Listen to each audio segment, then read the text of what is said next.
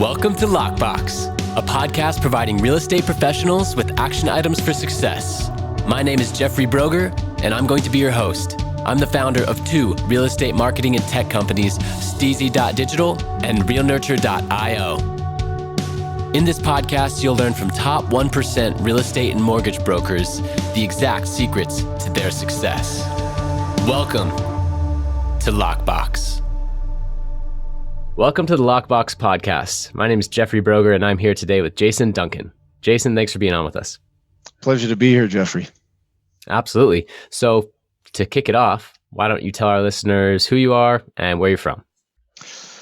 Yeah, long-winded story. I grew up in Ontario in the Toronto area. I was heavily involved in the film and then technology space. I had relocated out to Calgary about 10 years ago to enter commercial real estate. Built a successful practice there after being seduced by a wealthy scoundrel is my story. And along the way, met my good friend and now business partner where we've launched our prop tech company with rentperks.com. Awesome. And we'll dive into Rent Perks a little bit later in the episode. Really intrigued to explain what that is and how you've gamified property management and the rental space. Super interesting for a lot of my listeners. But to start off, you mentioned kind of being seduced into commercial real estate. And one thing that intrigues me about your journey is that when you arrived in commercial real estate, you came from a tech background, and then you were able to kind of bring tech into commercial, which, between the two, between residential real estate and commercial real estate, residential is definitely catching up faster to technology and all the other opportunities that are out there as far as, drone footage on listings and using Facebook Pixel to retarget people. And, they're doing stuff on residential. But I find that on the commercial side, because I'm a commercial broker myself, it's still super old school. And so I'm very, very intrigued. What were some of your tactics to bring tech into commercial real estate? It's interesting. My first experience was seeing the older guys who had the successful tenure in the practice showing up, and they were always walking around with briefcases, and they'd sit in their office and they'd kind of hide stuff away. And it was, my opinion was the secret society of data was really inside their briefcase and minds and not anywhere else. And I saw there was tremendous opportunity transactionally from being able to put the data in something and have it accessible at your fingertips. And I had shifted from doing office leasing. I was with some of the bigger brands, Avison Young, JLL. I'd shifted into an industrial practice in Calgary, Alberta. It's the Houston of the North, basically. So heavily energy centric, a lot of really big, we'll call them ugly buildings, but very expensive due to steel and concrete requirements and things.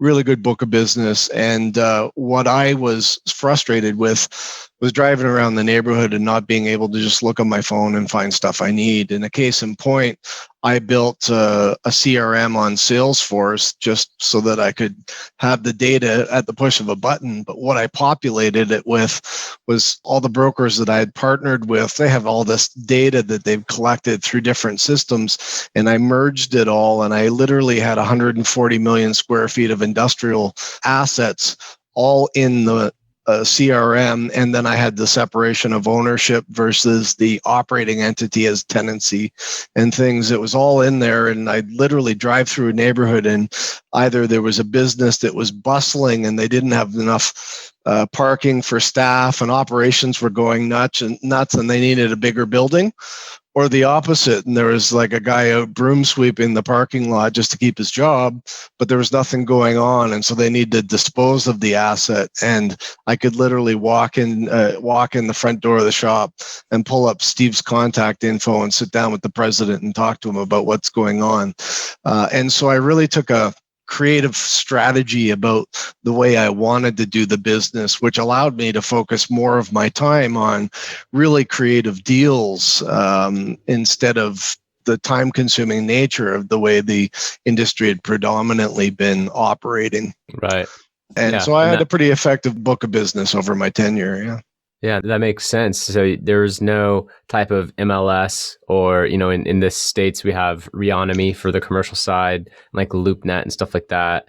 And so at the time, you kind of had to create your own version of that. You had to get into a central database Like who The, owned the what, the who to problem is contact for some of what. those platforms are also limited by, the data that they have able to put in. And you got CoStar that owns apartments.com, and they use that to build their multifamily transaction CRM, and they enter the other markets, but their data is really weak because the focus is on multifamily assets. And so if you want to sell apartments, it's a great tool. You want to do the other stuff, you're using multitude of platforms. And I was just frustrated by the cumbersome nature of it. So I just took whatever data we had from the partners' backgrounds and just pooled it all in. And anytime new listings were coming up, our admin staff were just populating all the new stuff in. So it was real time and it was there. Yeah, and you Yeah. created that system. You saw that there was this need for it, and you created it from scratch, which is great. And so you transferred later into rent perks, but at the height of your commercial career, you mentioned having a pretty large book of business. What was the transaction volume of that last full production year? I actually ran a total over the decade, and it was getting close to $1 billion in transaction value, predominantly because of the nature of the big, ugly buildings that I referenced. When you're building massive, heavy equipment that's going into the oil and gas field, you need super high crane heights, super heavy capacity, lots of power. And so the structural elements of a building that go into the capacity side exponentially inflate the valuations. You've got massive piles in the ground, massive steel load capacity, and it just changes the figures exponentially. And so, a 15,000 foot building that you drive past and think it looks like just a basic warehouse, but it's, $9 to $10 million because it's got all sorts of stuff inside that you can't see. Sure. That was really the part that was interesting, and I liked it because every client was different. We focused on land assembly, design, build. My partner and I went to market to find opportunities to build things for people as well. And so we'd look at their operational requirements and then assess what they were trying to do with the shop design. And we'd consult in on that and then go find the land that would work from a logistics operation based on the design of the shop. And so it was kind of a reverse engineered approach of what usually would happen of the, go find a building and make it work, which is more often the case. And so it ended up being really creative and exciting because a lot of stuff is unique, and as you appreciate the timelines on a design build, it's easy to get people to sign a piece of paper. The hardest thing is getting things to close and stick handling it across the 2 to 3 year window in order for that to actually take place. And so the bandwidth was really interesting, and most of the deal flow started to close and come in toward the final years, but it started early on and was a ramp up from what was happening. And then being energy centric as well, things can blow it all apart instantly. There's market factors that we're a landlocked producer region, and so we're at the mercy of literally the entire world from our economic position with the energy sector, and that leans heavily into what happens from impacts in the market. Got it. Yeah, so you closed nearly $1 billion in 10 years, and as you mentioned, some of these deals were 2-3 years in that time frame. Had to create a system from scratch to kind of get to that point. And I love how you brought tech to commercial. I'm coming at it with a slightly different approach, but for me, I'm a commercial agent and acting as a referral agent where my strong suit's in marketing, digital marketing. And I've had a real estate lead generation company for 4 years, managing well over $1 million in Facebook advertising spend over that time for direct real estate lead generation purposes. And from that, we've obviously learned some things. And so I have the ability now to source deals and then either refer it out to the perfect listing agent for that type of deal, as you mentioned. Sometimes it's an industrial, sometimes it's a multifamily, sometimes it's retail, and not one agent or one brokerage. are the specialists for every single type of deal. And so, that's my unique value prop to the marketplace. We're just getting started here with this particular positioning for the business, but I'm excited to see where it goes because it seems to make a lot of sense to me. It's like, why go with the first broker that calls you when there might be a better fit out there that you don't know yet, right? And so that's how I'm attempting to bring technology into the commercial space, and I'm excited to see where it goes. Also excited to talk to someone who has pioneered in a different way and had success in the commercial space. So you then went from that to, you now mentioned your current business partner, and you have a business called Rent Perks. So why don't you tell our listeners, first what Rent Perks is, and maybe explain it from both sides, like the renter side and the landlord side. Sure. Yeah. Most great ideas are born of frustration, and ours is not unlike any other. My business partner was a lawyer, MBA, 30 years risk consultancy practice in the Big Four, Arthur Andersen, Accenture, Deloitte. Basically a globetrotter and constantly relocating. And there's a massive movement of executive level people that are in tenancy, because when they do relocate, you go to a new place, you don't necessarily buy a new home. When you're entering a new market, you rent and kind of suss out the place, see if you're even going to stay in the contract indefinitely, etc. And so there's this massive pool of movement in what's called corporate relocation. And there's big shops that do a lot of that business. But when it comes to things on the ground, there's nothing that interconnects from a property management for the rental and management of the assets to a brand that somebody can actually move around from place to place and have some sort of a loyalty about their tenancy. And so really that's what we've targeted. And we're a unique model in that we're a software development company, in-house development team that builds our own model that works the way we take as an operating approach in the market. Totally unique in the second oldest industry in history. We're sort of taking a completely different approach to the way that we run things from an operations standpoint. But the first priority is that we're actually changing the nature of the relationship between both the owners of the property. So with Rent Perks, what we're really trying to do is create a loyalty company around tenancy, because there's a great quintile of renters that are what we would call good tenants. They pay on time. They don't damage properties. They're also very transient nowadays, especially from work from home. But even prior, this lead up going into the marketplace of work remotely wherever you are in the world and take up shop for periods of the time. And essentially, these people can afford to pay good rents. They rent decent places and they move. But every time you go out to the market, each time you're starting from scratch. And so really what we're doing is building a loyalty that travels with you. And as we're in multiple locations and you are relocating and your lifestyle's changing, there's a company that takes care of moving with you. And each time you go into a new property, you have some history. So we get rid of, the requirement for deposits, and we start to have a whole bunch of other benefits and things as well the longer you stay in our platform. But one of the biggest ones that we're doing is rewarding our tenants. And we do that through inspections of properties and the payment habits. And essentially, when you're a good tenant and take care of a property, you earn rewards, and that redemption starts to increase the longer you're with us. Part of the other thing that we do in the market when people are relocating is we'll have an incentive for them to take another property from our portfolio, because we want to keep those good tenants. And what we do on the other side is really, really work to allocate good assets to rent to those tenants as well, and working with a large pool of independent landlords and giving them a platform that has not just the software for accounting and everything else, but it actually has an integral service provision in it.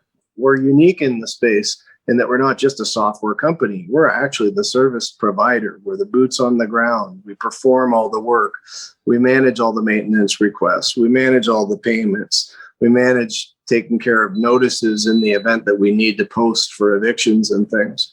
So we're a turnkey property management company, but with the technology development under our shop name, it's a prop tech company that we become.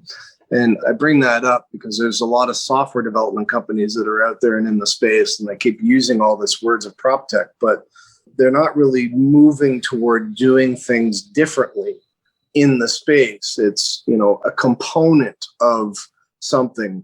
And I go back to the commercial reference where I was looking at all these different platforms and trying to pool all the data. There wasn't a consistent ecosystem model that worked and had everything together. So I had to go out and build it myself. And as I was getting out of the space, things were getting a lot closer to that. But at the time, it was cumbersome because you're between different platforms and models and doing you spend all your time jumping around and doing the work between them instead of focusing on doing your job. Right. And so really what we're trying to do is create this complete back office support system. We manage everything across multiple regions from a siloed environment. And our jobbing environment in the back end is very sophisticated with scheduling. When we go out to advertise properties, we have real-time advertising, and our system automates the entire comms from prospective tenants. You want to book a property, you send an email or a text. We already have our schedule of availability from our representatives in field to that address, and the advertising has information in it, and we communicate directly back with that prospect the time and day of availability, and they confirmed over text message or email. That's all running in autopilot. There's no humans. Yeah, that's great. I want to stop you right there just really quickly because you've already touched on so much, and I really want to unpack it for our listeners. So the first thing that you touched on that was very interesting to me is the gamification of the rental process from the renter standpoint.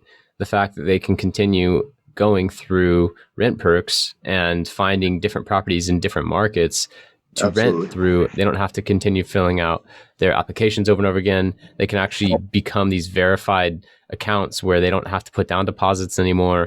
And it becomes this marketplace of very high echelon qualified renters.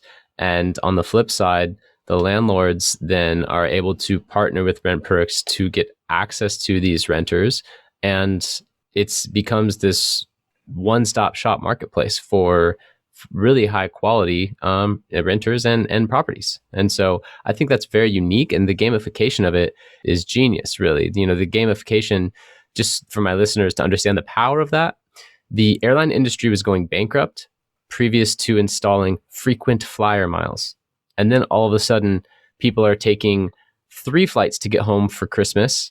Instead of going direct from Denver to San Diego, they're going from Denver to San Francisco to LA to San Diego. Why? Because they needed that many flights to hit the next tier of frequent flyers. Like, gamification is so powerful, and you've introduced it to the rental space in a very creative way. So I want to highlight that. I don't want to just breeze over it for someone who might not understand the value of what you've already installed there. And then, it's funny because that reference right there alone is if you look at the value of the loyalty companies against the airlines, the operators are dwarfed by the value of the rewards companies. So you're right in identifying that. And it is this gamification where you keep doing all these different things. Part of what we'll implement are, self-serving inspections on the properties. Important nowadays with everybody being concerned about COVID and access and contact and everything else, we get toward a contactless system that is just being automated. And then it's also there verified by our internal staff. And then they get to earn and move around, and this thing carries with them. That is massively powerful, more than the entire book of business of the assets and their rent values. And so that's really where we've developed this model and the rewards company to go with, to encourage and attract and retain the good behavior. There's a lot of tenants out there that are great, and all we ever hear about is the bad ones, because one bad tenant can make the world of noise, and they typically do. But the rest of the world out there, they're great. They're super awesome. I mean, I'm a renter here where I'm at, like we pay on time. We do our own stuff around the house and take care of it. There's executives that are constantly relocating all over the world, and that now they just have a push of the button feature set to be able to do everything they need. And that history, the importance of the history that carries with you is the most important thing, is that it creates momentum in the marketplace and drives inbound toward our brand, but simultaneously it de-risks all the assets that we manage, because we know that they're not going to go in there and remodel the house unnecessarily. We know that the mortgage payments aren't going to lapse and go into arrears. All of that stuff is kind of reinforced by the modeling. Yeah, no, that makes total sense. And something that I was going to touch on as you're describing this, gamification model and the renters and the landlords and everything that's going on here is, landlords can think of this in a few different ways. Number one is that you can think of it as replacing your property management company. And number two, it's also accounting, back office stuff, because you mentioned including, rent roll and all of the things that are being deducted probably for any types of improvements or repairs and all of that. So you get the software dashboard as well as the boots on the ground. I think the biggest question for my listeners is, how big are you guys? Like, where are you so far? And, where are you expanding into? Sure. We've been a bootstrap startup for the last 2 years. We are all self-funded. We're a zero debt company, and we've scaled across 14 cities in Canada in our first 2 years.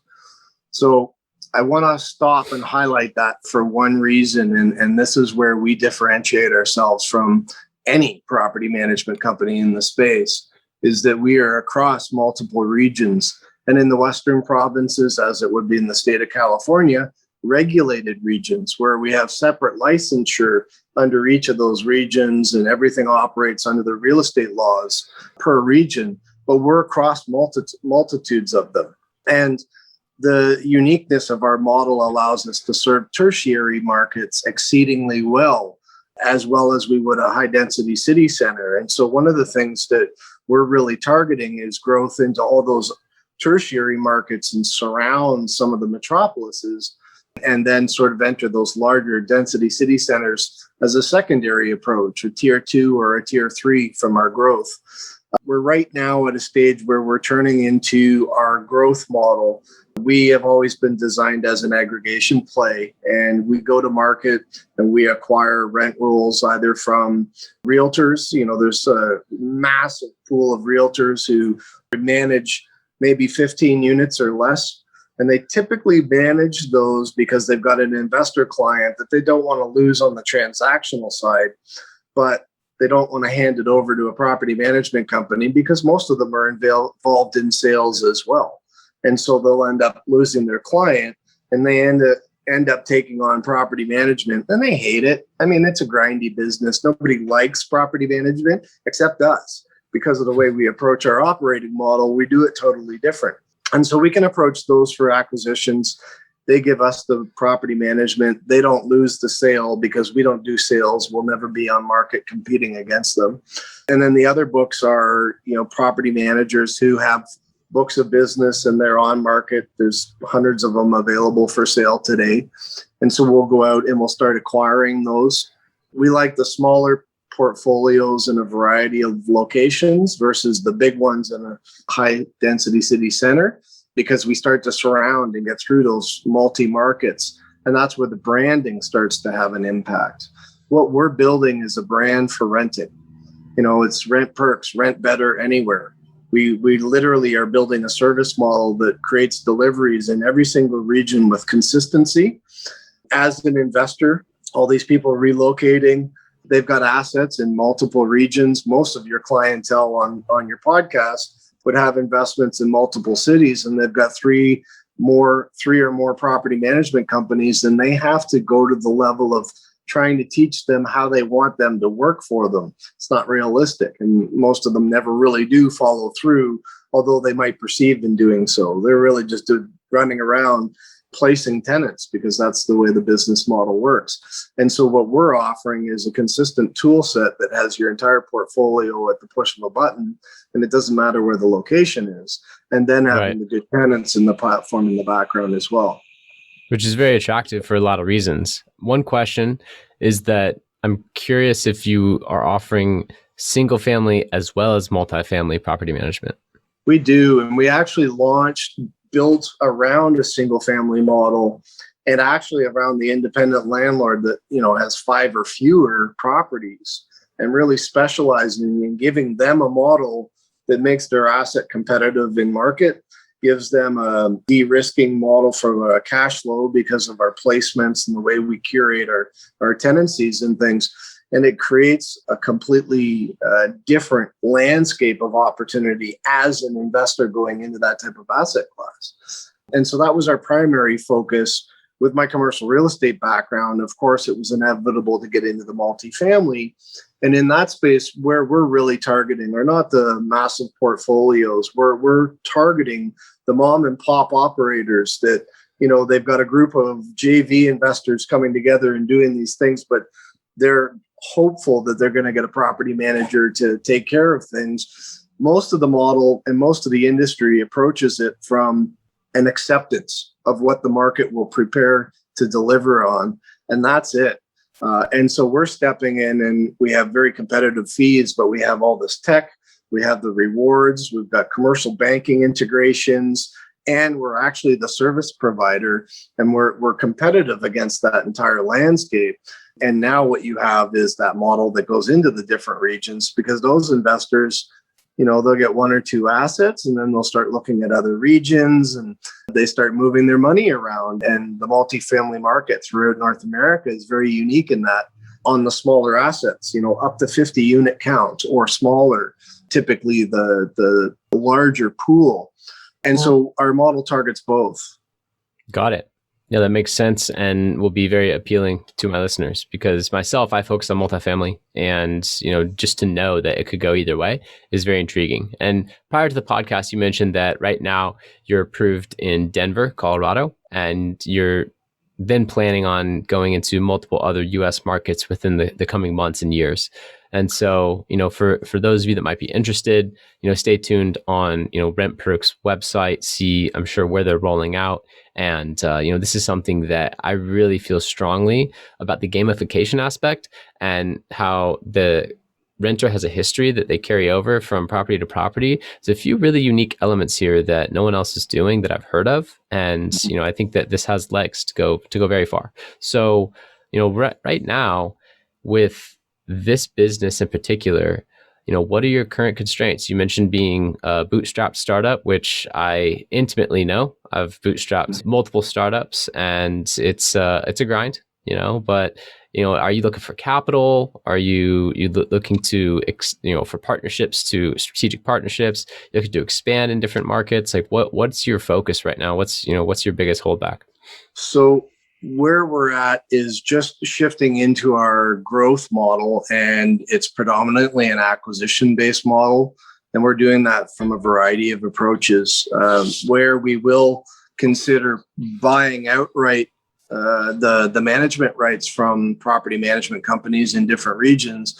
We're also taking a unique partnership opportunity right now to get new locations into different states and new regions. We are going to offer our platform with a property manager that has a small portfolio, a couple hundred units. They really want to grow, but they're taking all of these approaches to try and grow their business without actually rethinking the actual process of what they do as a property manager. And so what we can do is step in and essentially run an entire back office support, give them the platform, give them the branding, all of our, everything gets offloaded from their shoulders. And now they can go out and focus on growth in the region and taking our brand to ground. So we've got some unique opportunities that we're considering right now. We're kind of in some negotiations. So California, Texas, maybe Arizona, look at Florida. And then once we kind of get those up and running, we'll start looking at some other opportunities while simultaneously going into capital raise. And so we've got targeted stages for our capital deliveries. First of which will be a crowdfunding we'll use to get up and running our first step into the space. all of that money goes directly into our acquisition model to buy portfolios. And then we also go turn around and go into a Regulation A at a future date for further capital.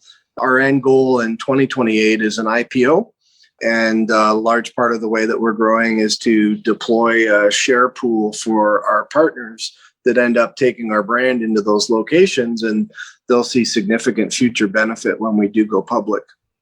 Interesting. Yes, you have the vision mapped out. And prior to taking on any type of seed investment, you mentioned crowdsourcing, which is a very interesting model, going crowdsourcing, Kickstarter campaign style, and really letting a great idea flourish from, that type of funding, which is really, really unique as well.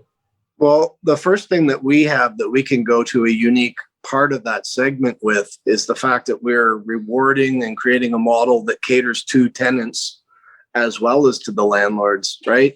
And so we're really kind of the first company in its instance of that type approach.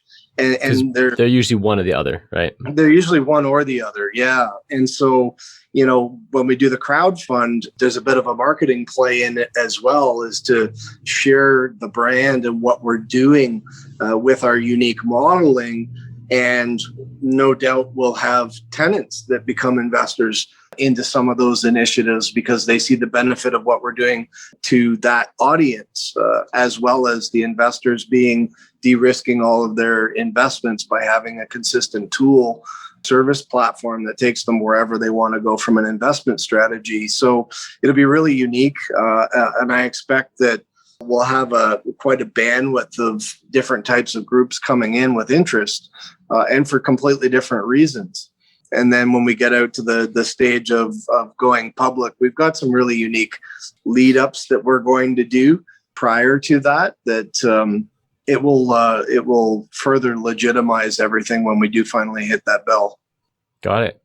And with the real estate industry as a whole, just transforming, and rather than technology replacing real estate professionals, I see it much more as an integration. Do you see Rent Perks as a step in that direction of a further integration into the real estate professional and technology? As investors, my partner and I have had more frustrations from service, and it's quite honestly the industry and the way it operates that is the problem, and we take a very unique approach which steps away from that. But you've got major challenges around investing into an asset and getting the returns and securing the returns and de-risking, placing all of your capital. And, you need a certain model that's going to be able to support you in that. Yeah, absolutely. So, in your investor standpoint, if you're putting your investor cap on, you're saying that this is a way to de-risk an asset. We are. Yeah. One of the things that I see as a fundamental flaw in the industry is the compensation structure.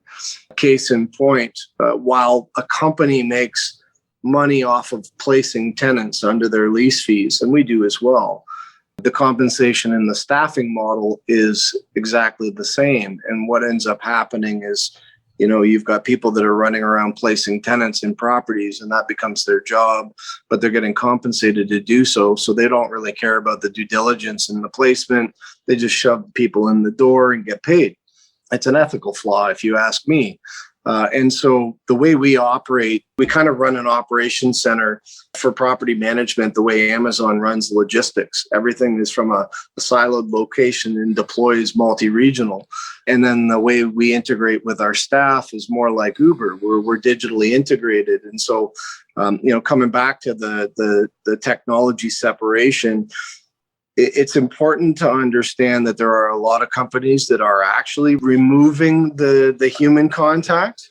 And really what we're trying to do is remove the commodity type aspects of the industry. The consistent volume of barrage of questions that come in from investors of, I have a vacant property. Where's my cash flow? I need mortgage payments. What's happening? And that there's a lot of demand around that risk.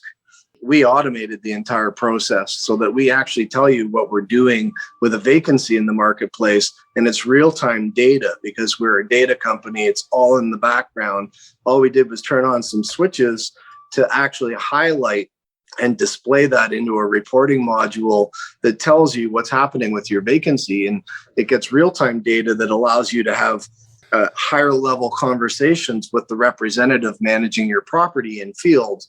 Instead of just the rhetoric that usually takes place, you get to have really, really high level conversations when you do interact with our team. And so where we see that is that the technology is really improving the service line deliveries and the type of interactions that our clientele are having with our staff are much more interesting. They prove more financially, and you start to have, I guess, not just more trust, but more excitement in your investments because now you're at a higher level of engagement.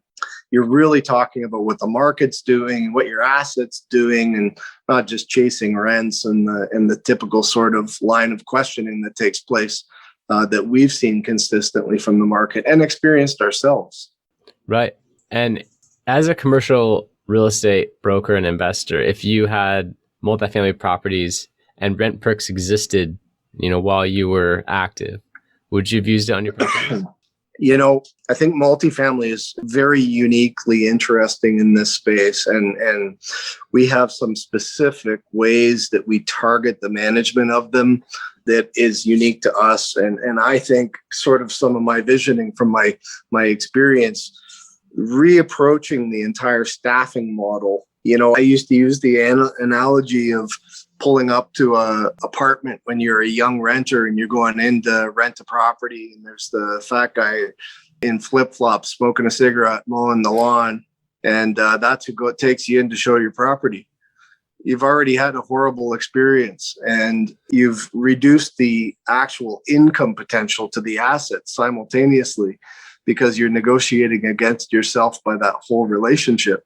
And so because of our tech and our Uber-like integration with our staffing model, we've got customer service reps that do placements, and then we've got property managers or higher level skill set employee that go out and engage with the commercial trades that are doing scheduled maintenance and all the common area elements and things. We run a completely different modeling in that so that the curb appeal is increased just by insertion of our model.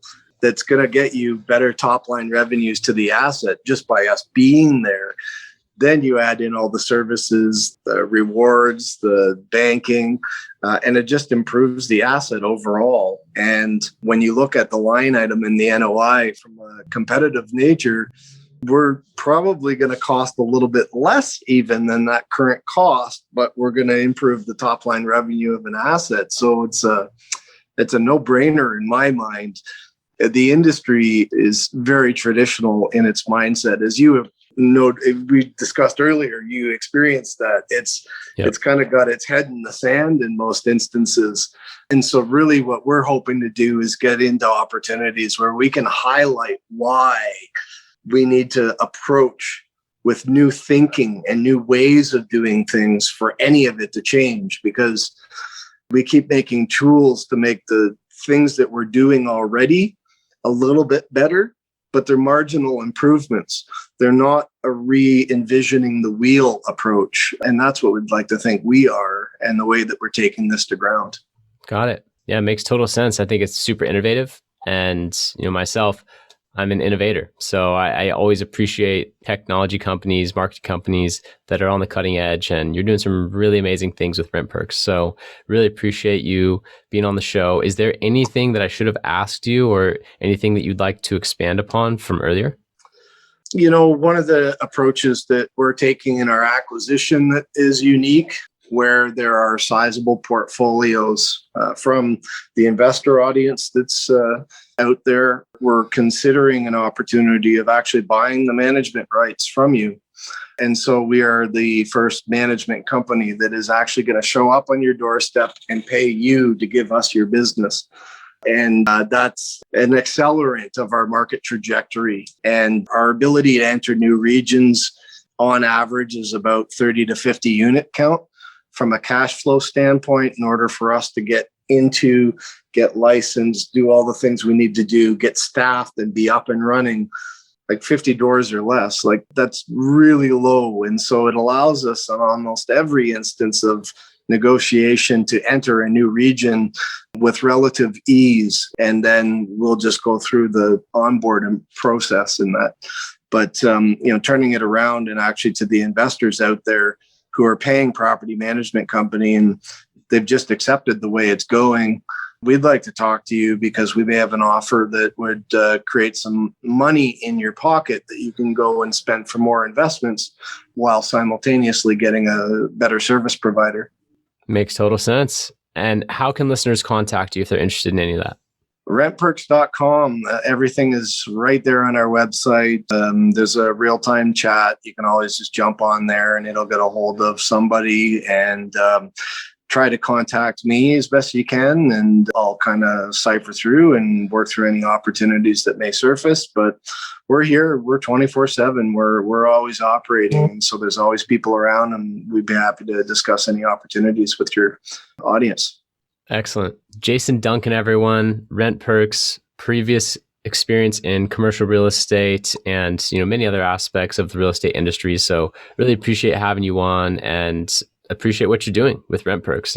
I see this as being a massive company and really cool to have interviewed you 2 years into the journey.